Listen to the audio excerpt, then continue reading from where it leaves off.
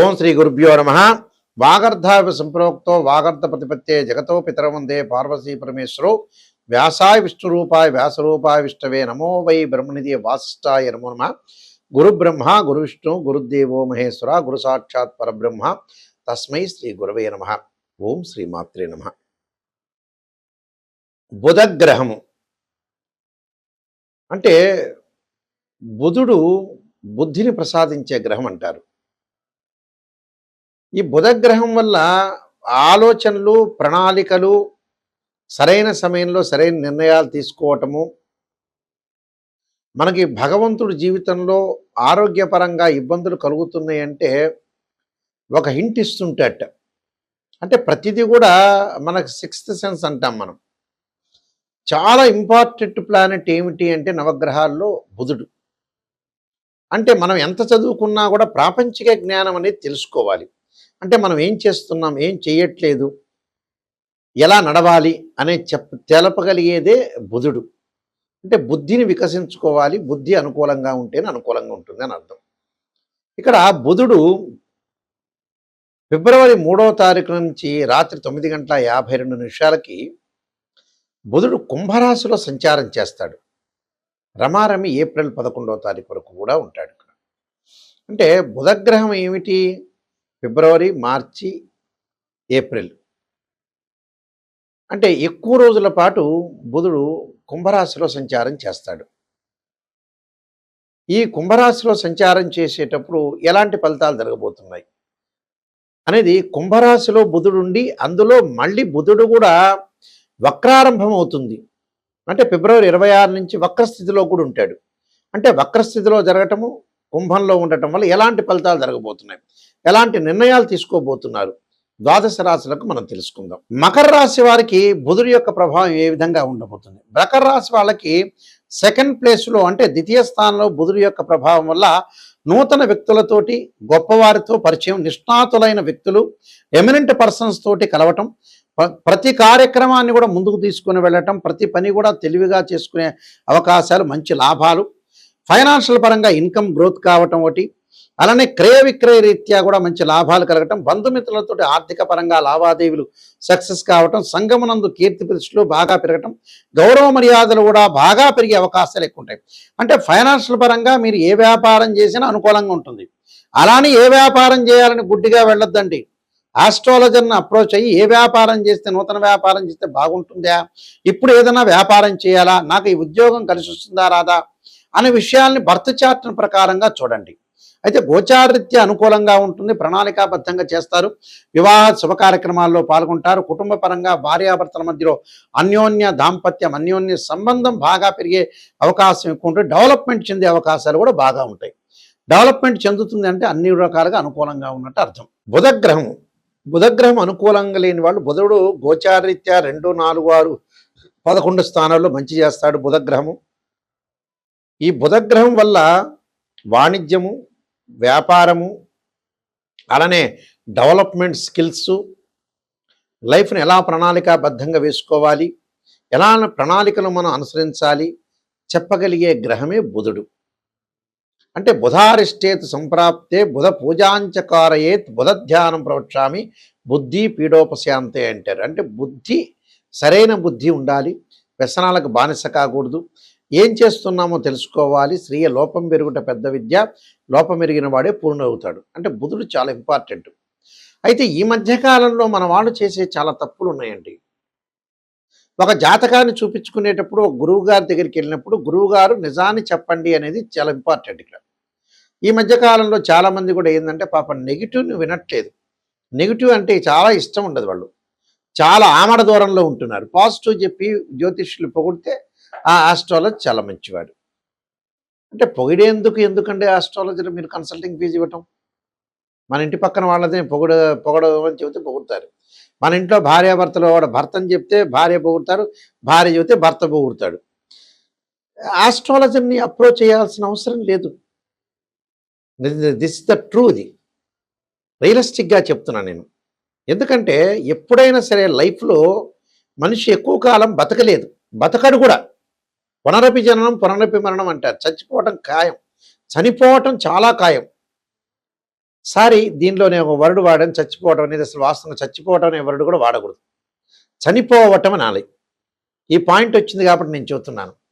అయితే అంటే కృతజ్ఞతాభావం ఒక మనిషి చనిపోతే చనిపోయాడనే మాత్రమే వాడాలి. చచ్చిపోయాడనే మాట వాడకూడదు నిజం చెప్పాలంటే. అయితే ఇక్కడ ఒక వ్యక్తి పుట్టినప్పటి నుంచి కూడా సంతానం అవసరం, వివాహం అవసరం, ఉద్యోగం అవసరం, డబ్బులు అవసరమే. చాలామంది ఏం చేస్తున్నారంటే ఒక ఆస్ట్రాలజర్ని అప్రోచ్ అయినప్పుడు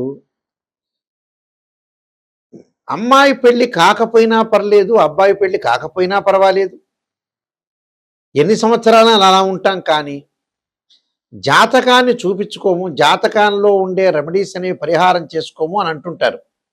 అంటే మెజారిటీ ఆఫ్ ద పీపుల్ చెడిపోవడానికి అదే కారణం. కొంతమంది డాక్టర్ దగ్గరికి కూడా వెళ్ళరు. అంటే డబ్బులు ఖర్చు అవుతాయి. ఒక షుగర్ వచ్చిందనుకోండి, ట్యాబ్లెట్ వాడని వాడున్నాడు, బీపీకి ట్యాబ్లెట్ వాడిన వాడున్నాడు. అలానే ఆరోగ్యపరంగా ముందుగా చూపించుకొని వాడు ఉన్నాడు. కానీ లగ్జరీ ఐటమ్స్కు డబ్బులు పెట్టి కొంటారు.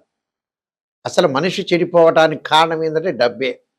ధనం మూలం మిదం జగత్. అంటే డబ్బు నెససరీ, కానీ డబ్బు దేనికి ఖర్చు పెట్టాలో దానికి ఖర్చు పెట్టకపోవటం తెలియకపోవటమే జీవితంలో సక్సెస్ లేకపోవటం.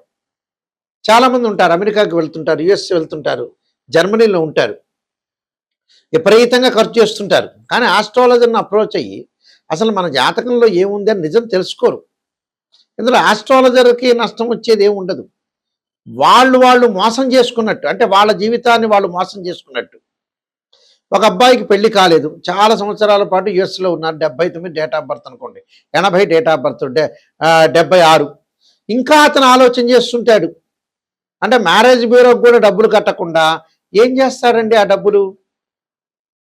మొగుడు పెళ్ళాం ఇద్దరు భార్యాభర్తలు పెళ్లి చేసుకుంటారు, వధువు వరుడు పెళ్లి చేసుకున్న తర్వాత సంతానానికి ఆలోచన చేస్తుంటారు.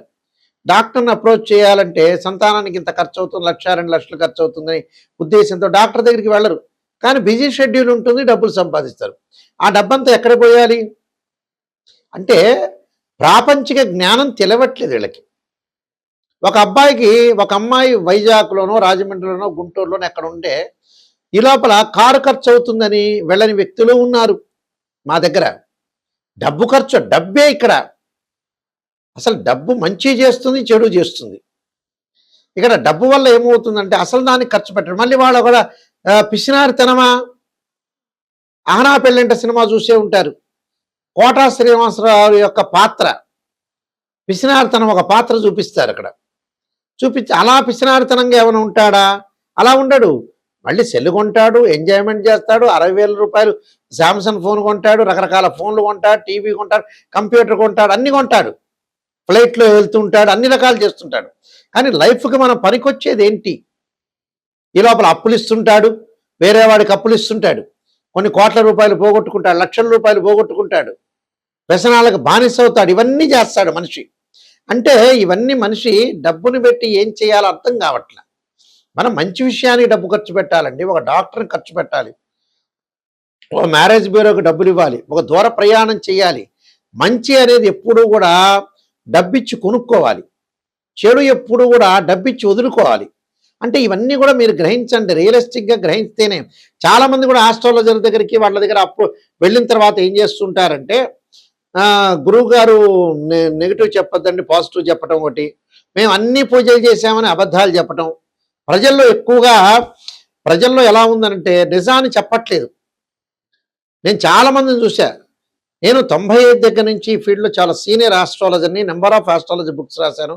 మా నాన్నగారు కూడా ఇంటర్నేషనల్ మెంబరు, మా గ్రాండ్ ఫాదర్ గారిని, వీళ్ళందరూ కూడా మేమంతా కూడా ఇలా ఆస్ట్రాలజీ వేదంలో ఉన్న వ్యక్తులం. నిజాన్ని గ్రహించి నేను రీసెర్చ్ చేశాను, అసలు మనుషులు ఎందుకు బాగుపడట్లేదు అని. నిజంగా మనుషులు ఎందుకు బాగుపడట్లేదు కారణం ఏంటంటే వాళ్ళ తప్పులే. వాళ్ళు నిజాన్ని చెప్పకపోవటం, సరైన విధానాన్ని చేయలేకపోవటం, డబ్బును ఖర్చు పెట్టలేకపోవటం. అంటే ఇవన్నీ కూడా జీవితంలో వీళ్ళు చేయాల్సిన తప్పులు ఏంటంటే వీళ్ళే స్వయంకృత అపరాధం అంటారు. ఇవన్నీ వీళ్ళు చేసే తప్పులే నిజం చెప్పాలంటే. కాబట్టి అలాంటివి చేసుకోవద్దండి. నిజంగా ఆస్ట్రాలజర్ని అప్రోచ్ కావండి. ఎవరైనా సరే నా స్క్రీన్ మీద స్క్రోలింగ్ నెంబర్ పడుతుంది, ఆ నెంబర్కి మీరు ఫోన్ చేయొచ్చు, డైరెక్ట్గా నాకే వస్తుంది. అయితే నిజాన్ని తెలుసుకునే వ్యక్తులు మాత్రమే నాకు ఫోన్ చేయండి. నేను నెంబర్ ఆఫ్ 15 పుస్తకాలు రాశాను. అలానే కాలసర్పయోగము, కాలసర్పయోగ చంద్రిక, రాహుకేతులు, ఛాయాగ్రహాలు, పుత్ర గణపతి వ్రతము, స్వప్న శాస్త్రము, అలానే జాతక చంద్రిక, వివాహ మార్తాండము, సర్వదేవతా గోత్రలు పార్ట్ 1, పార్ట్ 2, బృహత్ పరిహార సింధు, ఇలాంటి నెంబర్ ఆఫ్ వాస్తు ఆస్ట్రాలజీ సంబంధించిన గ్రంథాలన్నీ రాశాను. మీరు వీలైతే www.nayakhande.com, nayakhande.in చూడండి. చూసి నిజాన్ని తెలుసుకునే వాళ్ళు మాత్రమే నాకు ఫోన్ చేయండి. అంటే జీవితంలో ఈ నాయకండి గారి దగ్గరికి వెళ్తే నేను బాగుపడతాననే వ్యక్తులు మాత్రమే నాకు ఫోన్ చేయండి. పొగిడే వ్యక్తులు ఎవ్వరు కూడా ఫోన్ చేయొద్దండి. పొగిడే వ్యక్తులు మీ పక్కింటికి డబ్బులు ఇవ్వండి, వాళ్ళు మిమ్మల్ని పొగుడుతారు. ఇలాంటి విషయాలన్నీ కూడా గ్రహించండి. అయితే బుధుడికి సంబంధించిన దోషాలు పరిహారం చేసుకోవచ్చు. బుధ జపము, అలానే ఆదిత్యాది నవగ్రహాల యొక్క ప్రదర్శన బుధవారం కూడా చక్కగా బుధుడి యొక్క హోమం చేయటం ఒకటి. అలానే బుధగ్రహం ఉంటుంది నవగ్రహాల్లో, అంటే పెసలు దానం చేయటం, అలానే గ్రీన్ కలర్ అంటే ఆకుపచ్చని క్లాత్ బట్ట దానం చేయాలి. ఆకుపచ్చని వస్తువులు, ఆకుపచ్చని సంబంధించినవన్నీ కూడా దానం చేయటం ఒకటి. అలానే బుధుడి యొక్క ప్రదర్శనాలు చేయటం ఒకటి. విష్ణు సహస్రనామ పాలనం చేసుకోవాలి, లలితా సహస్రనామ పాలనం చేసుకోవాలి. అలానే దానం కూడా చేయటం వల్ల మంచి జరిగే అవకాశాలు ఖచ్చితంగా ఉంటాయి. మీరందరికీ కూడా మంచి జరగని ఆశిస్తూ సర్వే జనా సుఖినో భవంతు.